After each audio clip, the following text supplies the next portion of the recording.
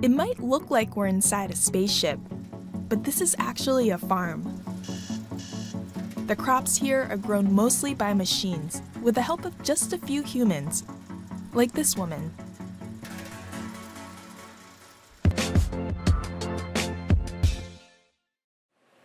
My name is Katie Morich, and I'm a vertical farmer.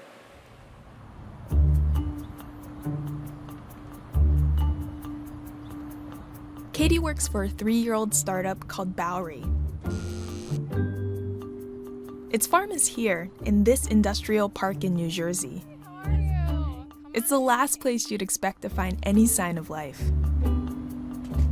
We take extra precaution to make sure we're not bringing any contaminants into the farm, so we're gonna wear hairnets, and then this is just gonna cover all your street clothes. Katie wears a clean uniform every day. Visitors like me are handed a non-negotiable jumpsuit. All right. Step inside and you'll see a cross between a factory and a lab.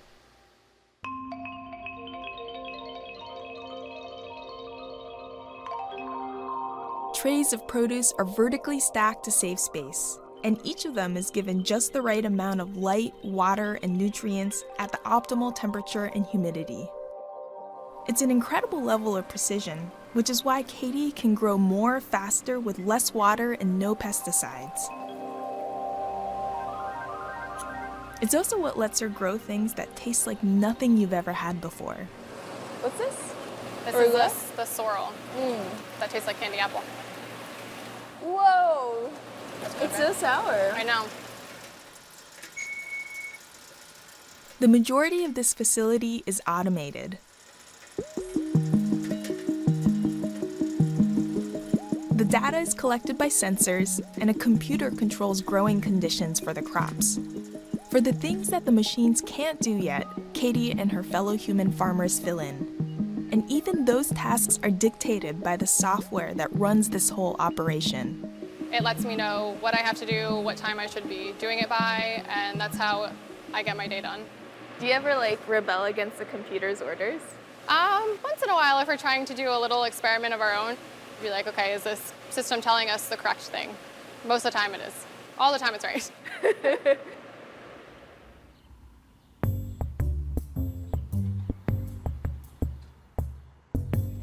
After a full day at the farm, Katie likes to bring home samples to her husband, Jace, and her cat, Burton. Salt, pepper, A little more. garlic. On the menu are 2 items from Katie's farm: basil for pesto pasta That's so good. and mixed greens for a salad. I'm terrified. Everyone's judging. Cheers, guys. Cheers. Cheers. Katie fell in love with environmental science in college, but after graduating, she struggled to find a full-time career in the field. Jace had to deal with me a lot. You know, coming home to me crying and trying to figure out if I'm making the right decisions. And then somehow online Bowery popped up. She told me about this job, like Bowery Farming. It's like an indoor vertical farm, and I was like, all right, this sounds like total BS. So I took my work truck and I said, you know what, let me swing around and see what this is all about. So I drove up to it. Doesn't look like there's a farm in there at all. So I called her and I was like, listen, I know you're psyched about this job, but it seems super sketchy. But I figured I'd go and check it out for myself. And I pulled up and it was exactly as how he described, but I gave it a shot. And so in 2017, Katie joined Bowery. She became employee number 9. This is really my first real full-time big girl job.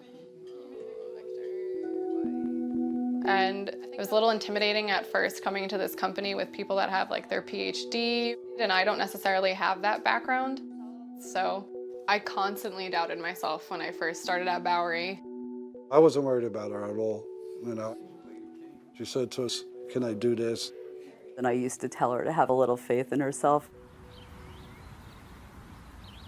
Katie grew up in a typical New Jersey suburb with 2 working parents. They've tried to stay away from putting too much pressure on their only child.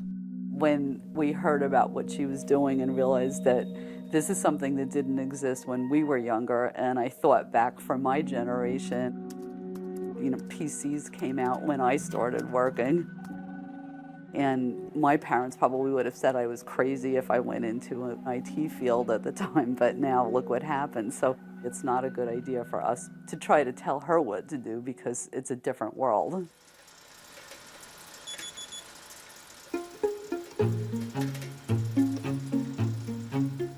Bowery is backed by some of Silicon Valley's top investors. And with almost $30 million of funding, the startup is expanding fast. And in May, after all that time she spent doubting herself, Katie got promoted to lead a team of her own farmers. The produce she grows supplies a few nearby grocery stores, as well as this restaurant in Manhattan.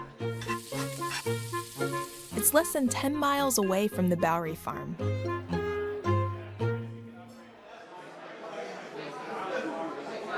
What do you think? That's delicious. You made that. It's like crazy to see stuff I grew on a plate. All right, let me get some. But for Katie, it's not just about making premium vegetables for people who can afford them. I want people to have the purest produce imaginable, and I want that to be readily available to anybody.